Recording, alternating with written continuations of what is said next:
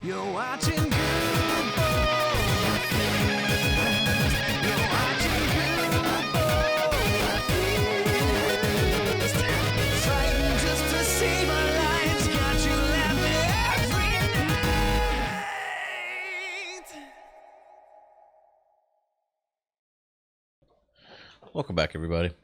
Welcome back, and there's a creeper creeping on me. You've been creeped on? It was trying to creep on me. I got him taken care of. So, how you been? Not bad, not bad. Just collecting some coal so I can actually do something with about these mobs. Did you follow the news today? Not much. I was actually kind of busy at work. Why? What happened? Today was an interesting news cycle day. So about midday today, I'd say about noon or whatever, NBC reported that... I would consider noon approximately midday.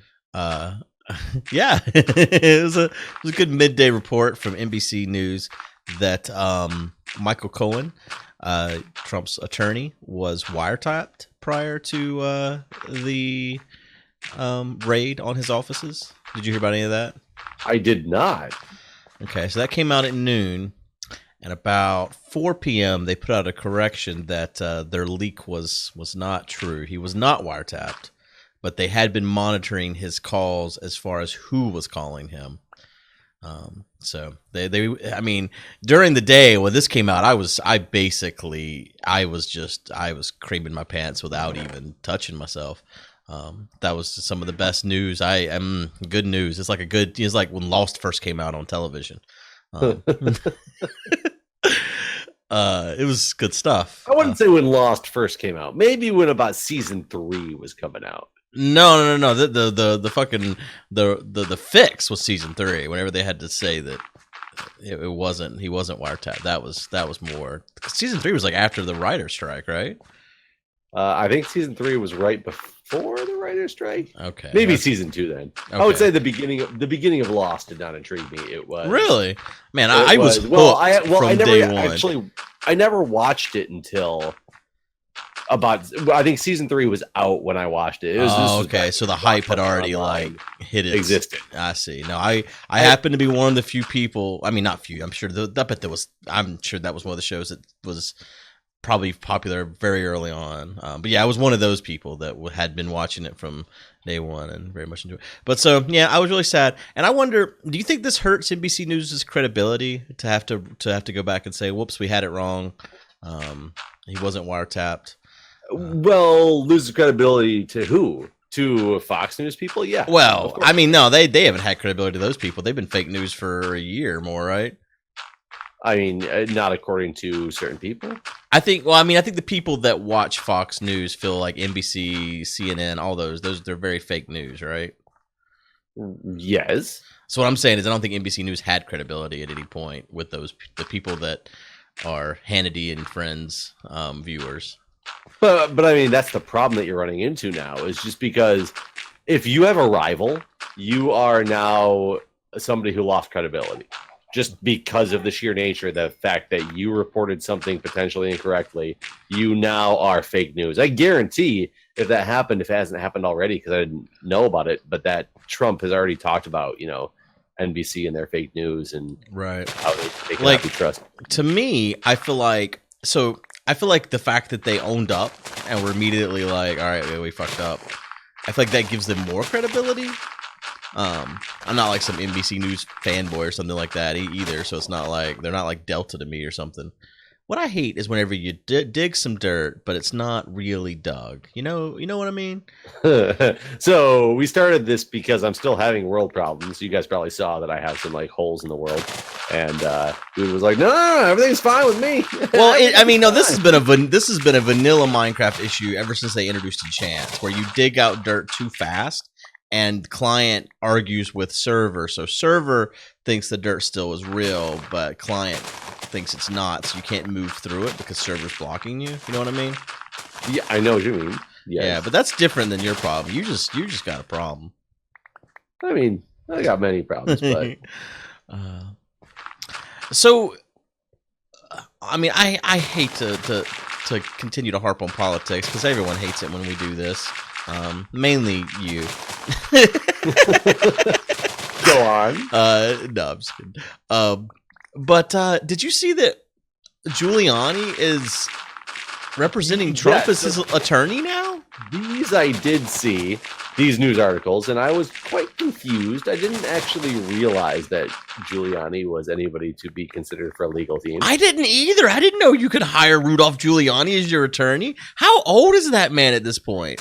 I mean, old enough, and enough. It comes out about the whole Stormy Daniels crap, which is you're basically claiming a victory on the aspect that you openly lied, but theoretically the lies you told probably weren't illegal to have done. I don't even know what you're talking about. I mean, you're talking about the fact that they're coming out now and admitting that they did pay Cohen back. Yeah. Well, he's admitting to the whole Stormy Daniels thing, which he denied.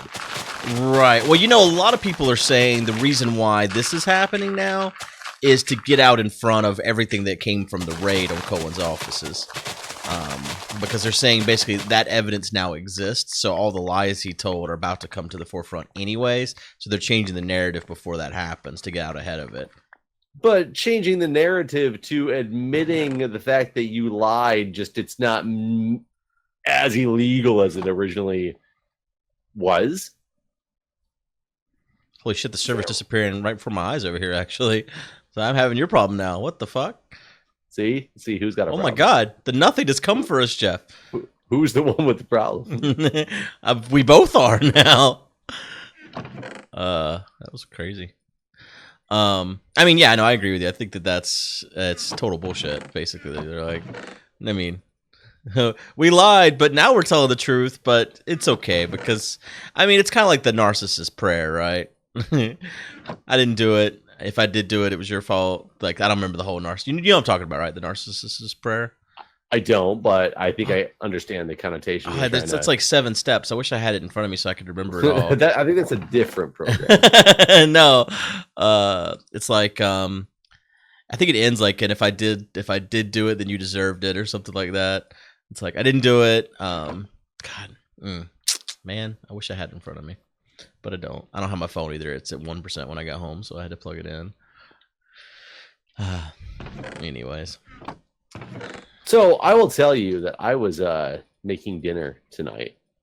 Will you tell me that? You'll admit to this. I will admit to this. I was making dinner tonight. Yep, it happened. It's real. It happened. I was slicing up some stuff for a salad. Uh-huh. I looked down after slicing a cucumber and realized my finger was bleeding. Oh, God. How bad? It was not bleeding because of the knife. I somehow dragged my hand across this freshly sliced cucumber in such a way where I sliced my finger. That's quite impressive, actually. On the cucumber. Wow. It's like a paper cut, basically, but a cucumber cut. I just never thought I'd have a cucumber cut in my life. Not one of the things I thought I would say. Like, where'd you get that cut, Jeff? Oh, a cucumber. Oh, you were cutting it up? Well, yeah, but it was the cucumber that did it. That's pretty impressive. I'm trying to think if I've ever been cut by something that I wouldn't have thought could do it. I mean, I will tell you, I would rather get cut by a knife than by, like, paper or cardboard. Yeah. Paper and cardboard cuts hurt like a freaking bitch. They are so painful. I agree with you. I used to break down boxes at McDonald's all the time, and if you cut yourself on the box of cardboard, oh my god, it just I don't know why it was like so much worse than anything else you could cut yourself. It's always like the top of your hands too when you do it that way because you're like pushing, like you're opening the box and you right. Yeah, it's always in the worst spot. I remember this one. Do you guys have a Renaissance festival? There's not one super close, but there's one close enough that we've been. So there was one super close to where I was at when I was in high school, and because of that, it was a big thing for. Oh my god! Is this whole thing? Big thing for. Oh my god! Oh no! I think I messed up one layer for whatever reason. Oh, Jeff, what reason did you do this? 1, 2, 3, 4. 5, 6, 7, 1, 2, 3, 4, 5. Oh no, it's good. It's good. I should didn't sleep with fill me. it all up. Well, we barely know each other. I'll drive up and punch you in the face first. And it makes some dogs attack me and all that stuff. Yeah. No, but I had a Renaissance Festival in near Flint area where I grew up. So since it was close, it was a big thing for the high school kids to go work at during, the Renaissance Festival times. It was, they would get high school labor, and high school kids would be like, "Woo! I have a job that pays me $4 an hour," or whatever the hell they paid at the time. Right. And so it was a quote unquote win-win for everybody in a game like that. But I worked there, and you usually worked in the food area when you were just like starting out. And I worked at this one booth that we did. I don't know. We did like French fries, fried zucchini, fried mushrooms, cheese sticks, like things like that. Mhm. And of course, everything's in freezer boxes, just like your typical restaurant or whatnot. And I remember watching this girl, like, because we used to have to, you take all your stuff out, and then you were supposed to like break down the boxes. You throw the boxes in a certain area, and these people would drive by and like gators and pick them up. And Alligators? Yes, and alligators. They actually like had like reins on them, and they would like pull up on them. And then Well, you did say in gators, right? Close on the box. Yeah, a gator is like the John Deere, like the 6-wheeler little John Deere type. It's almost like an El Camino of tractors. Okay. Do you not know what I'm talking about? I don't know what a gator is. Yeah, it's like a 6-wheeled John Deere. It's got a flatbed in the back like a pickup truck, but it's like, a little, electric / gas powered tractor, whatever one that they happen to have around. You never seen these before? I probably have, and I just don't know what you're talking about. I'm trying to think if there was any in Farming Simulator. I don't remember them off the top of my head, though. But either way, they would come around and pick up all your cardboard deposits, and you'd have to put them outside. But it was basically, if you went and got something from the area that had the frozen food, your booth itself was very small, so you didn't have that much room to like store the boxes in. So you pulled out all the bags, you broke the box down immediately and threw it outside because you didn't have a room in your food booth to have all this stuff. Right. And there was a girl that worked in this booth, and she was trying to rip at this box lid, and you could tell she was just struggling and could not get the box to break down. And I told her, I said, just put it up on the table and, punch through the back. You're going to be able to punch through it easier than trying to rip the tape off. And I watch her put this box down, upside down, so the closed end still is higher. And she is like punching this thing as hard as she can. And you can tell she's like really giving it her all. And like her hand is just like stopping on the box. Like it is not going anywhere. This box is indestructible. And I was like, okay. She was like, I cannot do this, Jeff. Will you just do this for me? Because I cannot. I don't know what's wrong. I can't get this box to break. And it wasn't the first box that she did or anything like that. Like there was multiple that she's successfully done. And I was like, yeah, let me take care of this one for you. And since I had watched her, my senses took over in probably a very negative way, because just go and destroy this box. I put this box on the table and I just wound up and dropped. So I'm punching down. So the box is kind of in front of me, and I'm punching from the top down toward the top of this table. I don't know what the hell happened. I don't know if she happened to loosen it on her very last hit or whatever. But when my fist came flying at it, it immediately, with like zero amount of pressure, broke the tape, and my hand slammed straight into the table because I was swinging so hard. I was so sure I had broken my my hand. And I actually like had to have help for the rest of the day because my hand hurt so bad. Jesus. The joys of the food service industry. I almost cut my thumb off on the fucking meat slicer at Shoney's. I feel I'm surprised that there's not more of that happening. Yeah, because I mean, no one ever uses the guard. You're supposed to use the guard, but you get this, like, you do it so much, you get this mentality of I don't need the guard, and yeah. I almost had a very bad accident with I don't even remember what I was cutting now, but I cut my thumb real good. I still got a big old scar on it. You watch cooking shows, or you watched cooking shows in the past, at least, if you don't anymore. What do you think about the mandolin? I mean, the same thing. You should be using the guard, but no one ever does on these shows, right? Every time I watch these cooking shows and I see somebody pull out a mandolin and they're slicing things in the slimmest possible slices, and they're not using the guard, it freaks me out, and I don't understand. Especially when you're watching one of those shows that they're supposed to be training, like Worst Cooks in America. It's based on the fact that these people know nothing about cooking. They cook terrible meals, and they're teaching them how to use a mandolin and not teaching them how to use the guard. Why the fuck would you risk putting your hand over top of something a centimeter away from the blade as opposed to just putting and the it's not just any old blade. That's just just so sharp, such a sharp blade. Yeah, just skin your hand right up.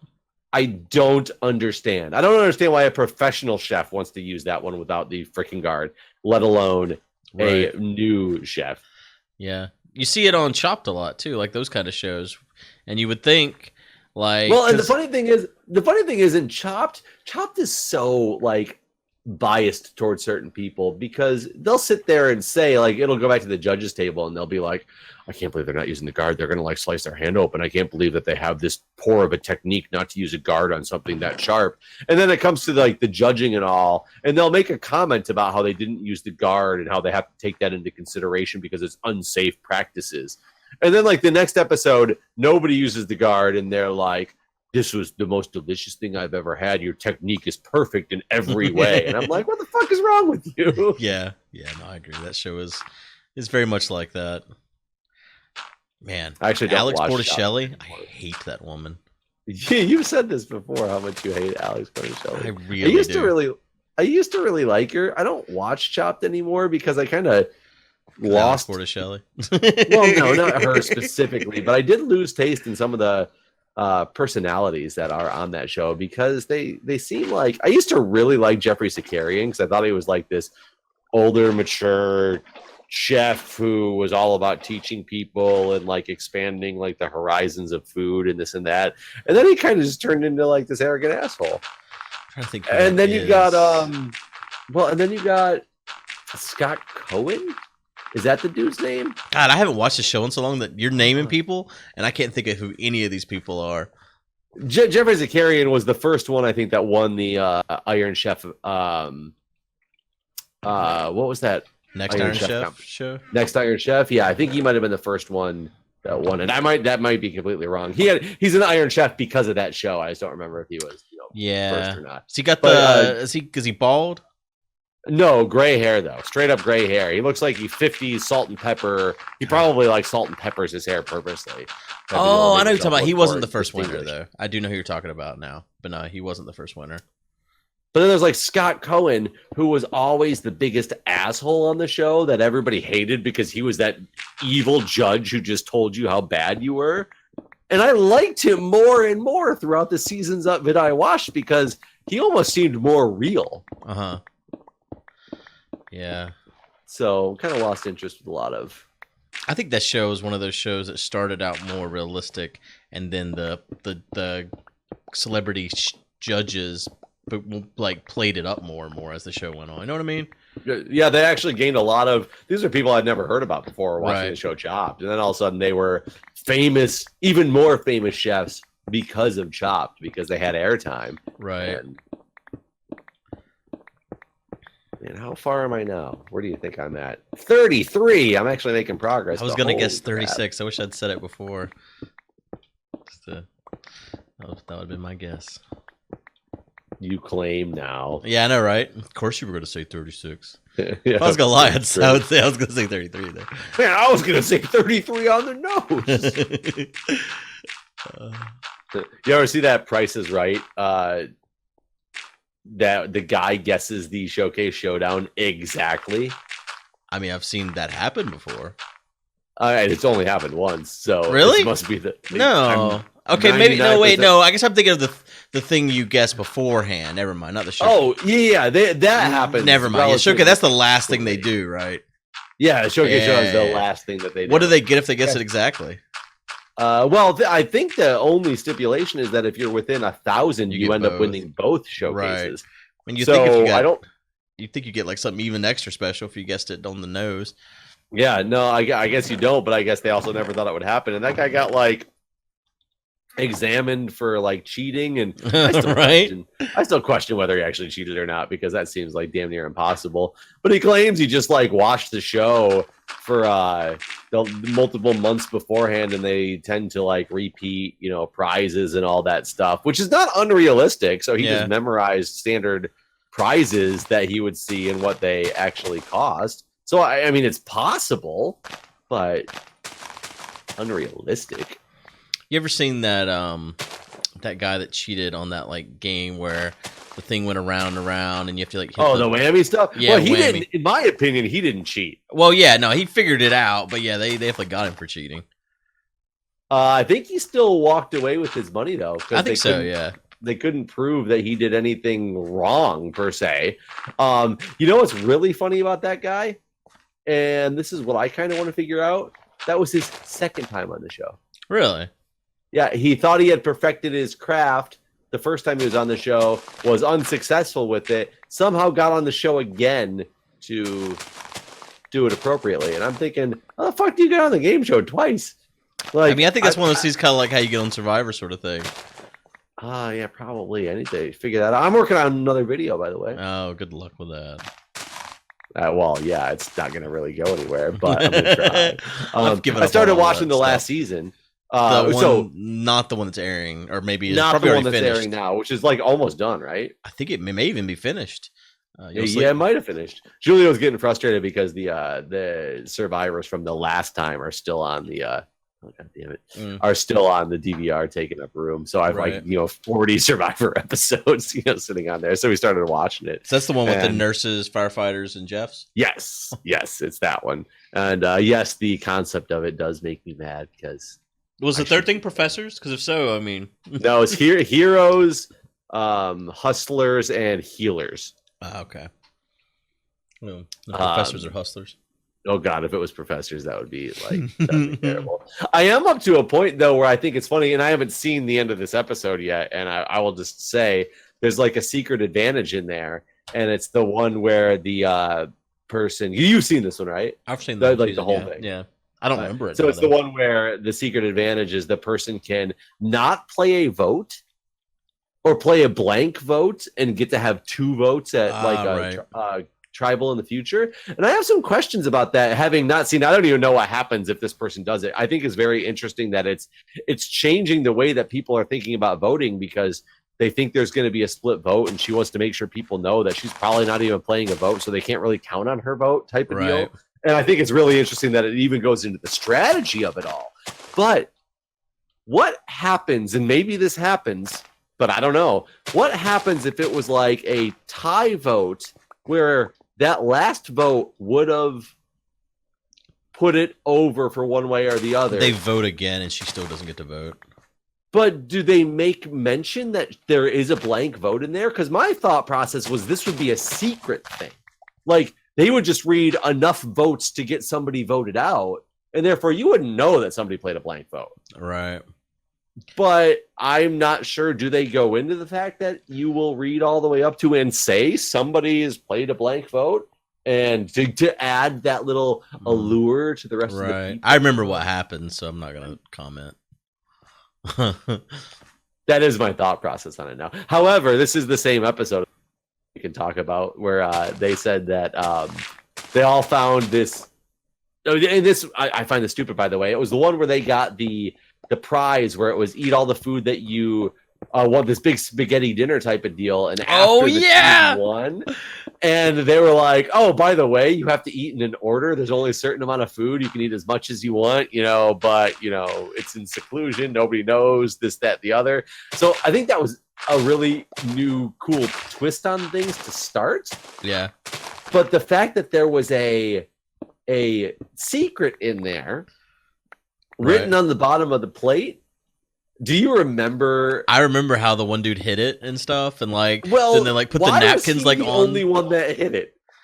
Well, I thought it was weird whenever they start putting the napkin under the food and stuff. So Like, right, that's when the first guy's like, I don't want anybody to see this. I'll just put spaghetti straight up on a napkin. yeah, but it took several people before anyone even realized too. They were just like, spaghetti on a napkin, that's totally normal. Right. And then finally, the smart guy at the end is like, I'm gonna hide this thing somewhere in the woods. Yeah, I don't want anybody else to see this. Yeah. Yeah, I'm glad someone finally. Yeah, I'd actually forgot that. Finally, someone was like, "Let's just get rid of the plate." But the best part about that episode was he goes out, finds when the other guy he knows about it, goes to the bathroom. He's like, I better go get this shit on lockdown now because this guy's going to come after it because he knows about it, obviously. Yeah. He goes and gets the thing, and then the guy starts getting it. Everybody tries to get involved. They're all fighting because they realize that there's an idol here, and the guy who actually has the idol is just standing there in the corner going, yeah. Yeah, that was like, you guys are fighting over something I have in my pants right now, so I'm just gonna watch. Yeah, that was pretty funny how it all went down, and then everyone realized that something's going down that's already went down. Yeah, I gotta say the season is pretty decent so far. Well, that's what I thought that they changed. Yeah. I remember telling you this, that I thought they changed enough stuff that made it seem somewhat fresh. And this is after I just watched Australian Survivor, even that I really enjoyed more than I'd have enjoyed an American Survivor in a while. Well, I wonder if they're taking, like, because Australian Survivor really isn't that new. Like the seasons that were, I mean, excuse me, not that old. I mean, yeah, I was about to say they are pretty new. Okay. Yeah, they're not that old. So I wonder if they're just taking because that's obviously part of the same, the same producers and stuff. It's not Mark Burnett though. I think that they've sold the rights or something, or like licensed the rights or something like that. But I mean, it's obviously the same. I mean, there's money changing hands here, and there's some guy training the other dude to be Jeff. Australian right. Jeff. And I will be honest, I completely see in 5 years, if that, Jeff Probst is going to want to retire at some point. He's spent, no, Jeff Probst has got to do this shit forever. Dude, 36 seasons so far. Yeah. He can't retire. 36 is airing. 36 divided by 2 is how many years it's been, because there's 2 a year, right? So it's it wasn't always 2 a year. Oh, was it not always 2 a year? No, didn't Survivor start in 2001? Either that or 2000. It was right after I graduated high school. Graduated in 99. So either way, yeah, about there. Years right. that he spent at least 40 days in a different country. Mm-hmm. And then more recently, whenever it started, 80 days, because obviously he's doing it twice a year, outside of like the country, like to do this show. He's got to be getting sick of it at some point in one. He's required. He's required. I think they're training the Jeremy from the Australian version to take over. No, don't do this. No, he's got to stay. I mean, the Australian version needs to keep on going too. But when was the I don't think it as like we're the ones we watched like 2014 and 2015 or something. No. The last one we watched. And by the way, I haven't even seen the end of the first one, or I haven't even started watching the second one yet. No, the second season just happened. Basically, like that's like. Oh really? Yeah. No, this is new stuff. I thought it was older for some reason. No, that like just happened. That's why we haven't had a season 3 yet, but it's coming. Oh, okay, but I do see it being something that they're prepping eventually Jeremy Jeff to take over. For Jeff I bet no. I mean, I don't agree with you. But you could be right. I won't say I think that it's impossible for you to be right on this. I feel like that he's done such a good job with Australian Survivor that he should keep doing that. And if they're going to replace Jeff, it should be someone else, not dude from Australia. Like Jeff Sano? Yeah. Keep it in the Jeff family? Yeah, totally. If I'm not going to be a contestant, I'm okay with being the host. Well, if you get to be the host, can there be like some nepotism and you get me in there? Isn't there nepotism in the show now? Basically, yeah. Yeah, so I mean, of course. Of course. Like that was a question, dude. Okay,